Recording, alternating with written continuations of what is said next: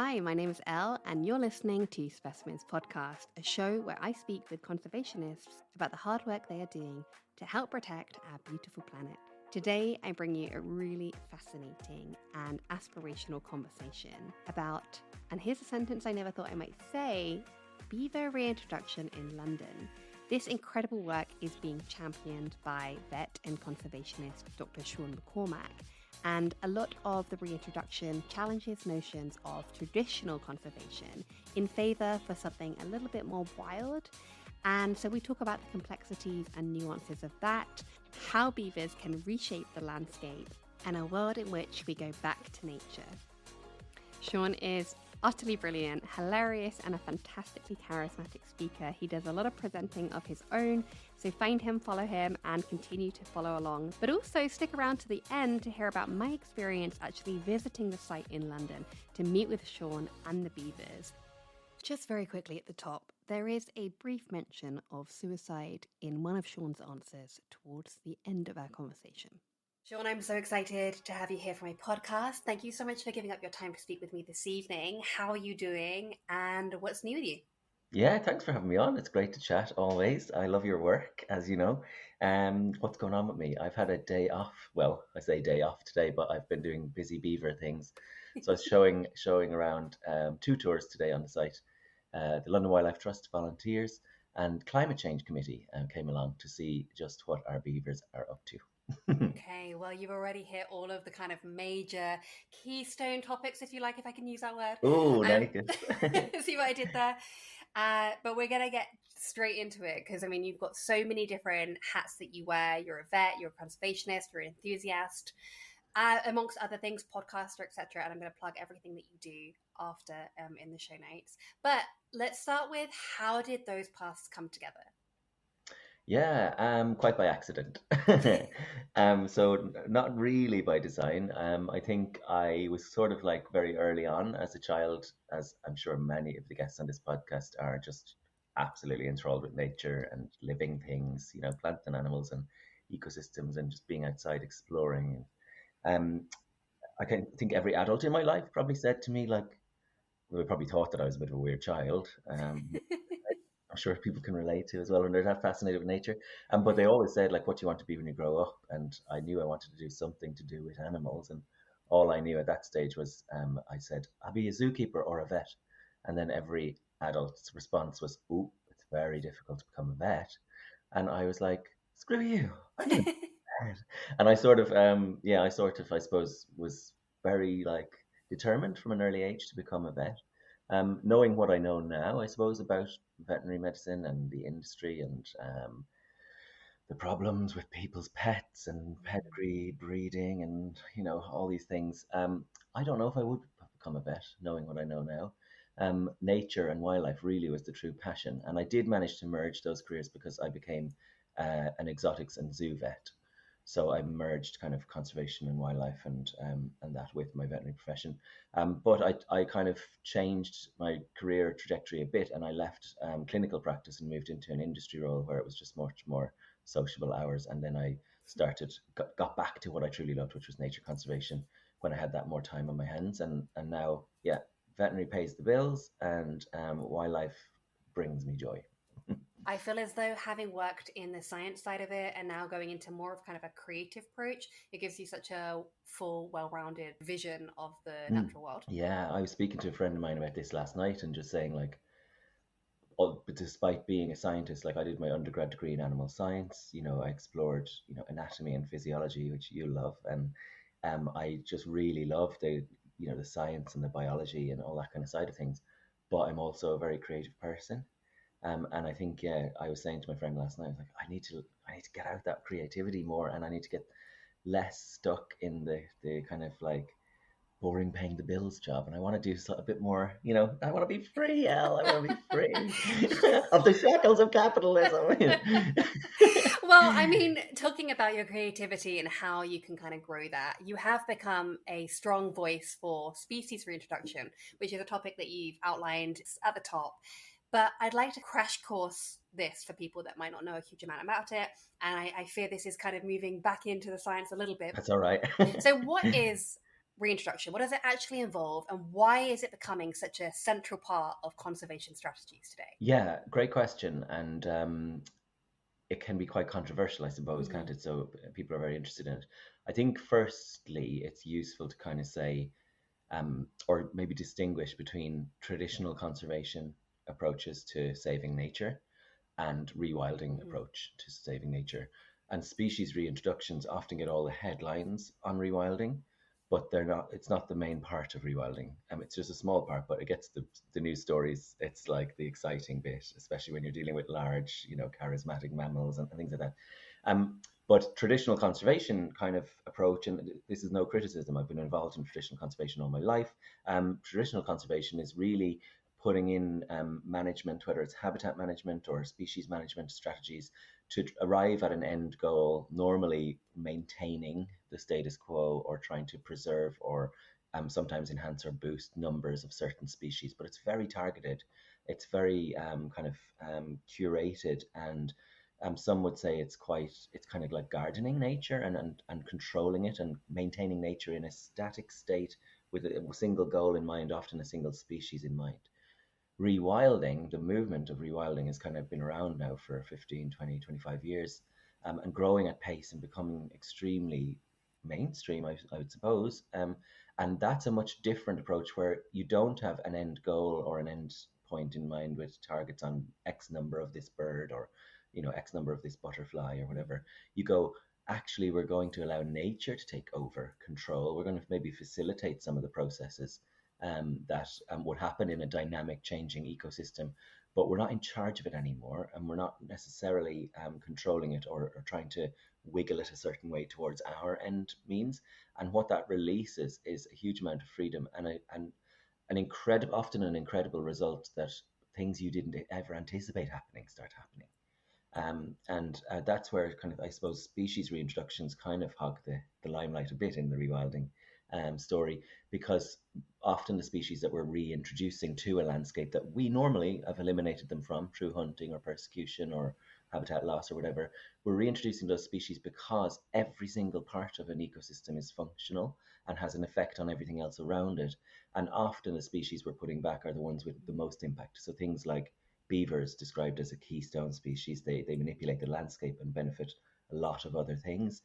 Apex predators, they're the real controversial ones, putting back things like lynx or wolves. There's a movement to try and bring those species back to Scotland, for example.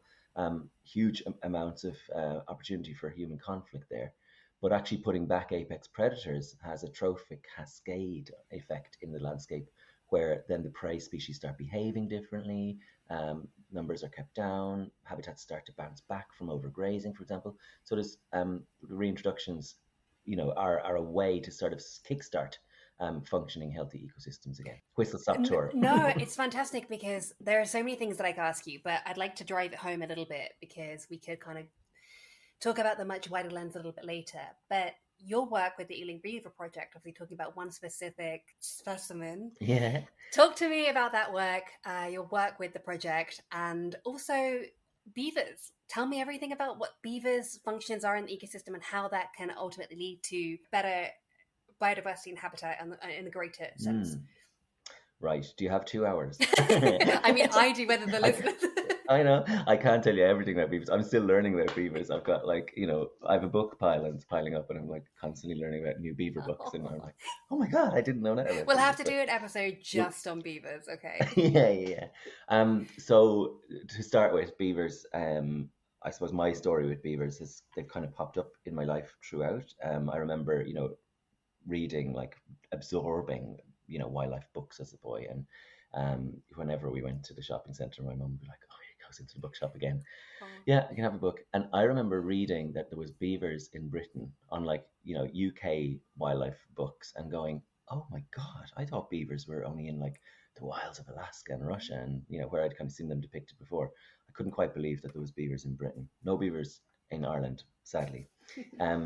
But yeah, that was the first kind of touch point. And then there was, in my undergrad degree, I did a report on the feasibility of bringing beavers back to Britain. And then when I qualified as a vet, and I went to Kent, I worked with a zoo that had beavers and were part of the restoration of beavers in the early stages of that English Kent beaver trial. And then I went to Vancouver and studied in Vancouver, and I saw Beaver Lake in Stanley Park in the centre of Vancouver, and I was like, beavers are living in a city here, like a metropolis. Ping, they're not the wilderness species that I thought they were. Actually, when I started to look into it, beavers were all around us. You know, there was millions, hundreds of millions of beavers in North America alone. They were all across Eurasia, and we just wiped them out because they were a valuable animal. So that story of how we almost eradicated both species, the Eurasian beaver and the North American beaver, we almost eradicated them down to nothing. And then starting to see this early kind of very hopeful story of people restoring beavers in Britain, I was like, oh, that is so good, because now you got me waxing lyrical about beavers.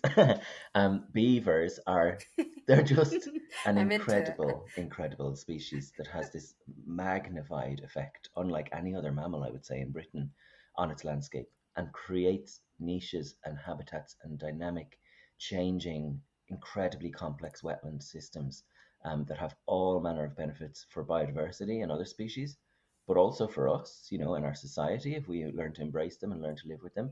And yeah, the Ealing Beaver project kind of, we're talking about now, here's an inside scoop for your podcast. We're talking about putting in a submission about wild release of beavers in London. And we've been talking to lots of stakeholders recently. And I looked back on to find some reports, and it's about 5 years ago that we brought the Beaver Trust to Ealing. I was going to say to Britain. We didn't bring the Beaver Trust to Britain. Brought them to Ealing and showed them 2 sites that we had. And they said out of all the sites they'd visited in London, Paradise Fields here in Ealing that we showed them was the best site. And so we put in an application to do an enclosure license trial of beavers back in the urban landscape. And uniquely, it's publicly accessible. So it's right beside a retail park. People can come through. It's part of the Capital Ring, and they can see a beaver wetland emerging over time.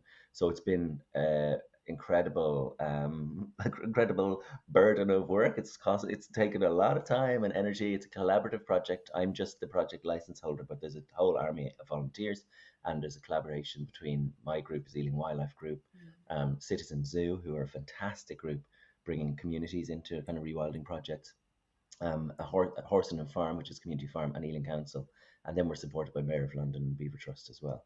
So we brought a family of beavers in 2023. They've thrived. They've had babies. There's probably babies born this week or last week. Like, this is breeding season. And they've just transformed the place, and it's just coming to life like never before in a really rapid amount of time. It's been fantastic. You have to come. Absolutely. I will take you up on that. And just as a quick aside to the listeners, you have to follow Sean on Instagram, because there was one night where I was absolutely hooked in. I think you visited the site. Was it something like 10 times in a night? Oh, God, yeah. Well, I know it's like a bit of a deviation. Give us a little insight to what was happening there. That story had everybody hooked for weeks, actually. I wasn't sleeping. I was so invested. What's he doing? Yeah.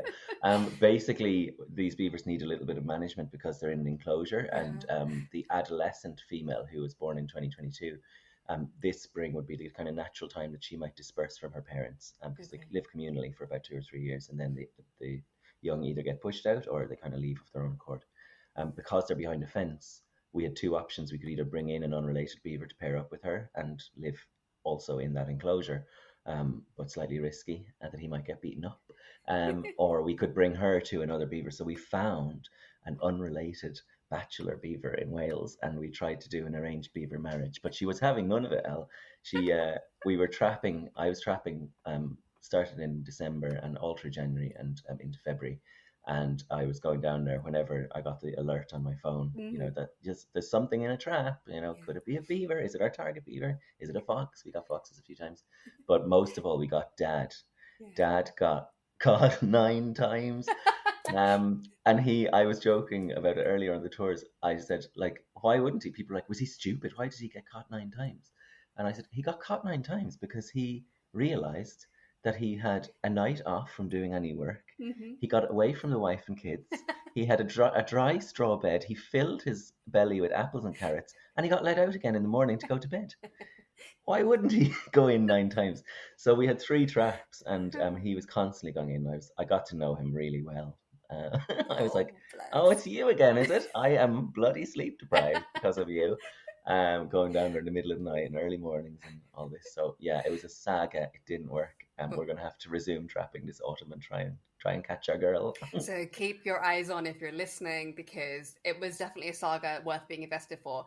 Sean, I want to take you back to the answer from your previous question to talk a little bit about kind of the conflict of bringing a species like the beaver into more urban environments and what that might look like if it does happen, and how we can go ahead and protect these mammals without seeing a repeat of what's happened historically, especially if people are uncomfortable with a species that they're not familiar with.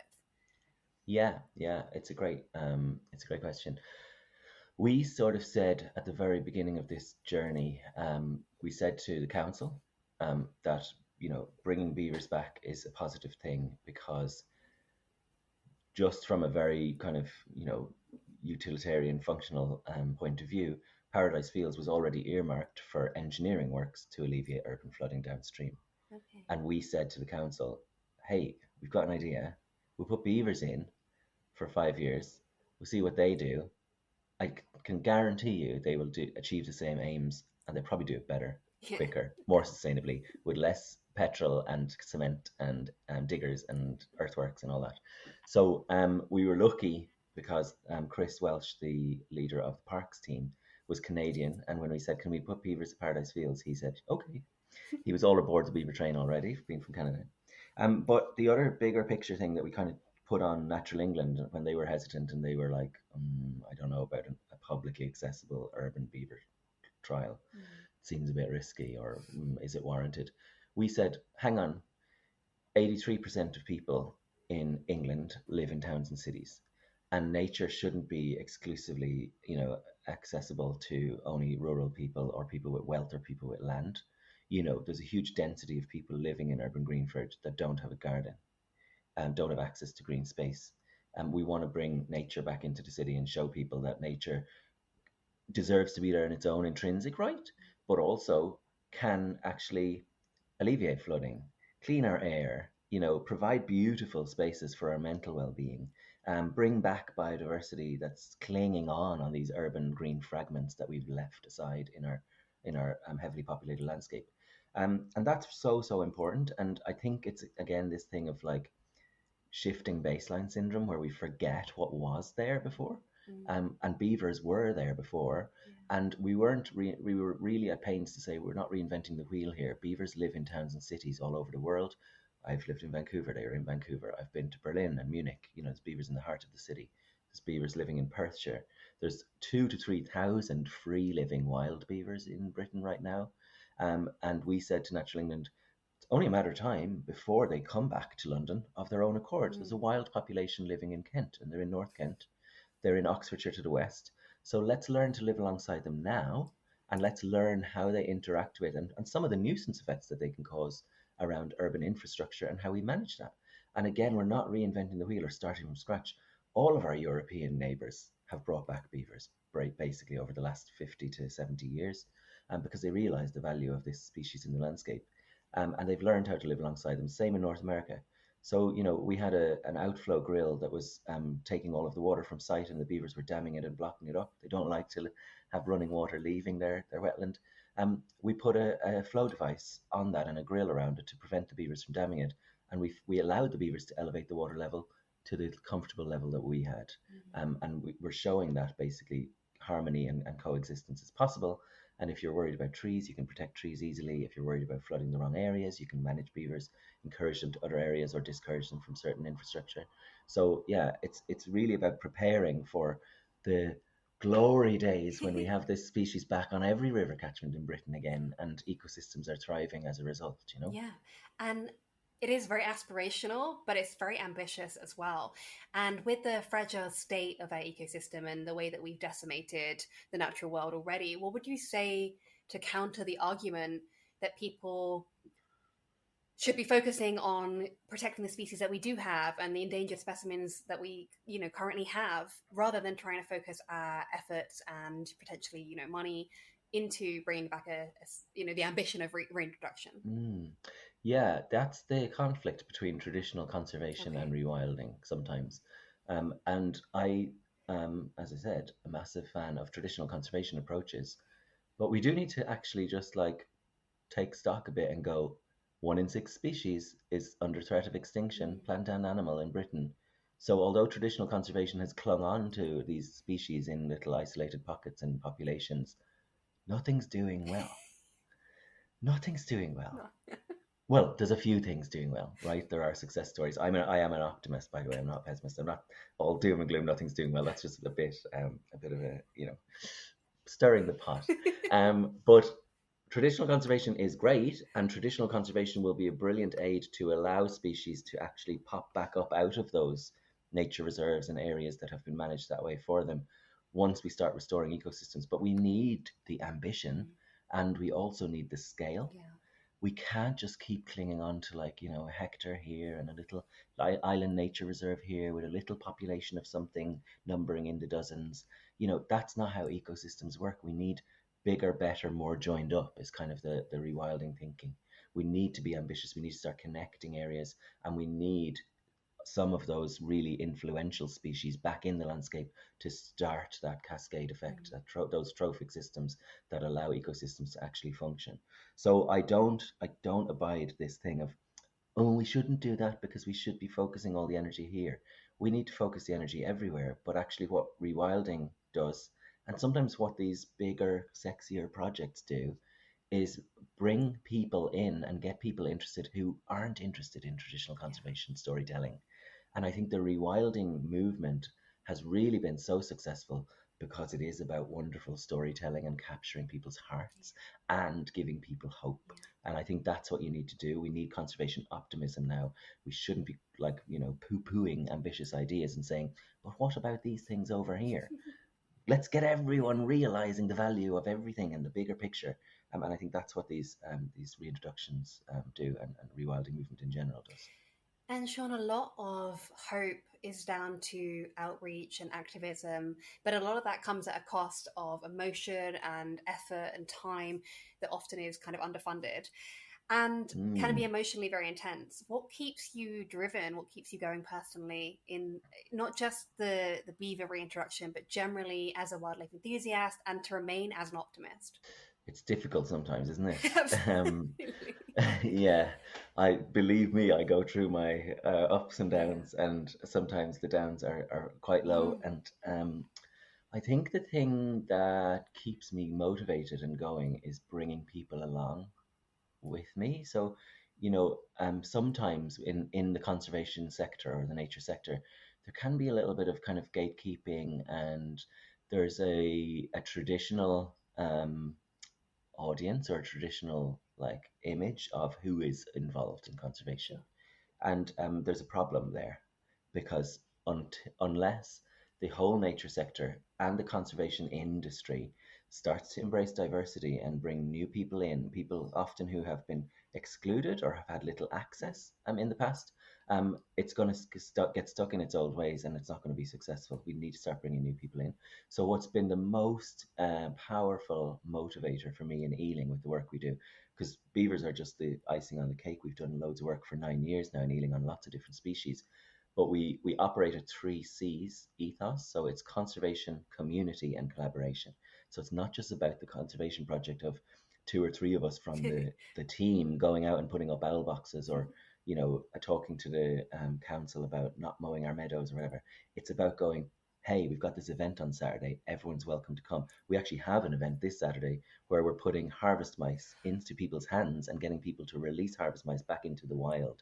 And send me the details. Come along. It's on. I would love to come along. Do if you're free. 10 a.m. this Saturday. Let's talk after. We'll get you putting a harvest mouse back into the wild on a beautiful nature reserve with a bluebell wood that's in full flower at the moment beside these meadows. And we tell those little mice, make good choices. And that is a project, and I'm not blowing our own trumpet here, but that's a project that's transformed our engagement in the community, because we have all ages, all demographics, all socioeconomic backgrounds, all kinds of people who would never have come on a dawn chorus walk or a butterfly count, or come and help us, dig out ponds for great crested newts. They're coming because they're like, what? We get to release this threatened tiny mouse back into the wild? Cool. And it's really, that's what motivates me, is that seeing the joy on people's faces and seeing what people get out of actually getting involved in grassroots nature protection and conservation and that kind of work of helping on a local level, because we all get overwhelmed, don't we, on a kind of global level, and we can think, oh, it's all too much, but actually getting involved, getting people involved on that journey is really, really powerful, I think. And as somebody who did her research before having you on the call today, no, I feel like the change of your career has moved into this place where science communication seems to be quite an important thing to you, and that obviously leads to powerful outreach. How much of what you do every day do you feel as though that has the biggest strength in the physical actions of showing up to work every day? The kind of the voice and talking to people, being a voice, being a speaker, because you are such a brilliant speaker, and obviously that's such a huge component of what you do now. Thank you very much. I've just always loved bringing people on that journey, and I'm just a waffler. I'm always just waffling away about nature. Since I was a kid, I'm just like jabbermouth, basically. I've done a bit of presenting work on TV and radio, and I do had a podcast, and I think one of the things that really frustrated me about being a vet in clinical life was it was me behind a closed door with one person and one animal generally. And I was sort of isolated even from my work colleagues who were on reception or behind the scenes looking after the animals and things. And I was just constantly dealing with this conveyor belt of one person and one animal at a time. And I felt like I was firefighting on a really tiny little micro level. Mm-hmm. And I don't know, I've just had this urge in me now. I want to just do bigger things. I want to spread the message. I'm seeing nature in crisis. I want to be involved outside this room, out there, outside this practice, outside my windowless room with a computer typing notes about Fido the dog. I just got bored of it. I got so bored of the microscopic level that I was having an impact. And I think the beauty of the kind of media work or presenting work or whatever, and quite by accident setting up Ealing Wildlife Group and it growing to such a size, and that wasn't planned, but that just started happening and snowballing. And I think it's just so fulfilling to have a voice that you can speak to a lot of people and maybe change some minds and maybe bring people along and influence people to treat the planet a little lighter. And But I think there's that disconnect, isn't there, between science and the layman, and I think that can be one thing that is really difficult to get regular people engaged in science in science full stop in saving the planet, because maybe there is that disconnect of not feeling like science is for them. Absolutely. And maybe people feel intimidated by that, and so we look to influencers, we look to consume for activists, and a lot of that is through voice. It's not necessarily through degrees. No, it's not. And it's not through data and this study suggests that, and there is a real problem with scientific language, and there's also a problem with scientists being afraid to pin their sail to the mast and say, even with climate change, there's all these caveats and kind of ways of phrasing things that people don't really understand or get or don't relate to, because it's not normal language to say our hypothesis is that this, and the study seems to suggest that, but the factors that influence this are blah blah blah, it's like, oh, come on, stop. Translate it into something that will inspire and that people can understand, get behind, have a sense of wonder, have a sense of optimism. It is really about storytelling. I think the journey I've been on actually was leaving clinics where clinics were good because I was telling a really highly medical scientific story of what was happening to your dog or your cat on the table, and getting it and honing my craft in speaking in a way that people would get. That's not, patronizing them, but veterinary medicine has a language and it's not normally, that exciting or that understandable at times. So there was storytelling there, but actually when I moved away into industry and started consulting for businesses as a vet, I saw that you can't just be the scientist in a white coat kind of finger wagging and telling people what to do and just talking about the kind of boring science. You have to bring them on board and relate to them on a human level. Oh, you're a dog lover. So am I. Let's talk about your dog. you know, there's no point in me treating your dog, who's a live, living creature, member of your family, sleeps in your bed, as a specimen on my anatomy table that I dissected in surgery yesterday, and I'm speaking about its, Right. sacroiliac joint. That doesn't mean anything to that person. What I want to speak about to that person is Benji's in pain and it's his right hip, and actually what we can do for him is either surgery or rest and meds Yeah. and blah blah blah blah. And we really want Benji to be happy. That person will relate to you rather than if you're a very dry orthopedic surgeon talking about their sacroiliac joint and the amazing tech you're going to install in their dog. You know, so yeah, it's been a journey, but I think I'm getting there in bringing people on board. Well, it's really nice to listen to the progression in just 30 minutes. There's just one more question that I'd like to ask, and it's not the question I originally had lined up. But at the very beginning, you talked about, working in veterinary, and that's quite intense in terms of emotion. And there's lots of things we didn't get into, but I'm sure Yeah. animal lovers will know enough about the veterinary industry, how difficult that is. The Mm. notion of emotion, I think, is really important. And I'd like to just kind of give a little bit of space to how much are you led by emotion today, and how has it shifted from the emotion of being a vet to the emotion of somebody who's in the face of a climate crisis, doing their absolute best, and kind of seeing small improvements, but maybe there's more to carry there. Yeah. I don't know if your listeners realize, some people are very surprised by this and some people know this fact already, but veterinary medicine has the highest suicide rate of any profession. It's twice as high as farmers, doctors, and dentists. It's 4 times higher than the general population. And we can get into a whole series of factors why that's true.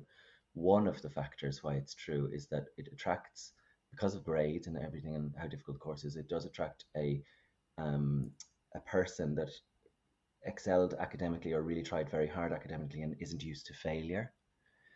It's also a personality that has huge empathy for living things. We mostly get into veterinary because we love animals, not, according to Facebook so comments threads, that we're in it for the money. There's a huge, huge backlash on vets at the moment about the industry being too expensive. Um, that's another stop topic. But yeah, I realized that going into veterinary medicine, and I am an empathetic person, and I'm quite a sensitive soul. I'm not afraid to say. Um, I also have been recently diagnosed with ADHD, which makes a huge amount of sense of my academic struggles and my, Mm-hmm. emotional regulation at times.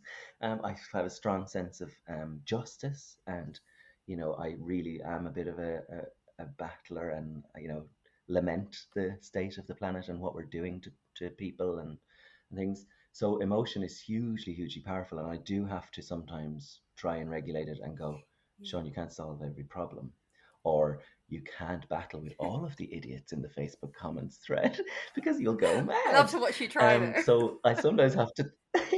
Oh God, it is a good pastime. Sometimes just like drop a little bomb in there and watch it go off. Yeah, so I think emotion is super powerful if you learn how to harness it well and you learn not to let it take over. And I am on a daily, weekly, you know, learning curve and struggle with that. At times, I do let things get to me a bit too much, and that causes issues for mental health. At other times, I maybe less reactive, or I go, do you know what? Mm. I'm going to let that go today because I don't want it. I don't have room for it. I don't have space for it. But I think harnessing that passion that you have, in your work and what I do in my work, and harnessing it to like bring people aboard and gently encourage and tell stories about the natural world, and not like be a doom merchant all the time, but Yeah. actually inspire people and show them what's going on and what can be done. I think that's a really good use of it. And as a vet, I think going back to the original point, you do learn sometimes to kind of like switch off and not take everything too much, because one of the other reasons that veterinary specialists or professionals suffer with poor mental health and things is that we're dealing with difficult situations and highly emotionally charged situations, Mhm. and death and illness quite a lot, in patients that can't advocate for themselves. And we see euthanasia of patients and are allowed to euthanize our patients. We see that as a positive welfare outcome. So that's sometimes the reason why suicide isn't as much of a barrier to veterinary professionals.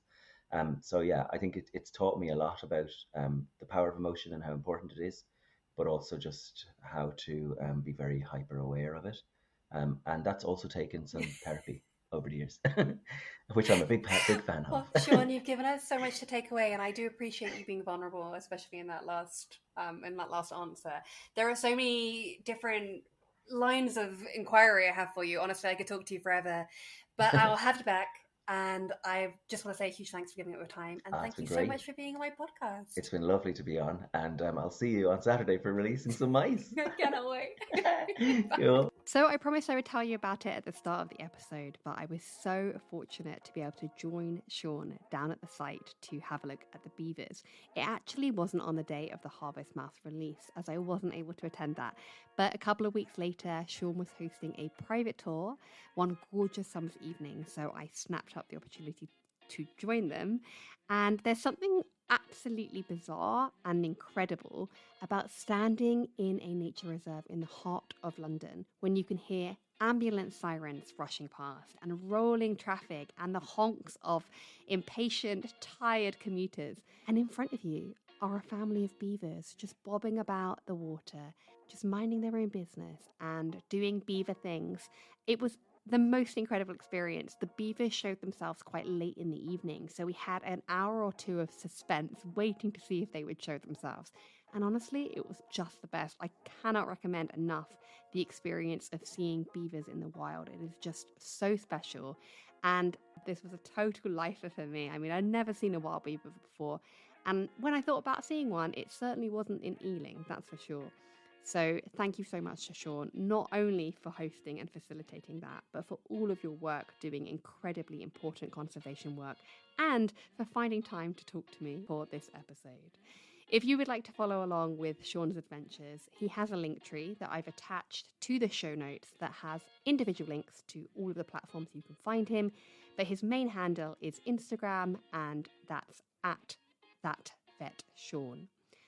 Thank you so much for listening. I hope you've enjoyed this episode and always love hearing from you. Feel free to leave a review wherever you get your podcasts. It means so much to me that you're here.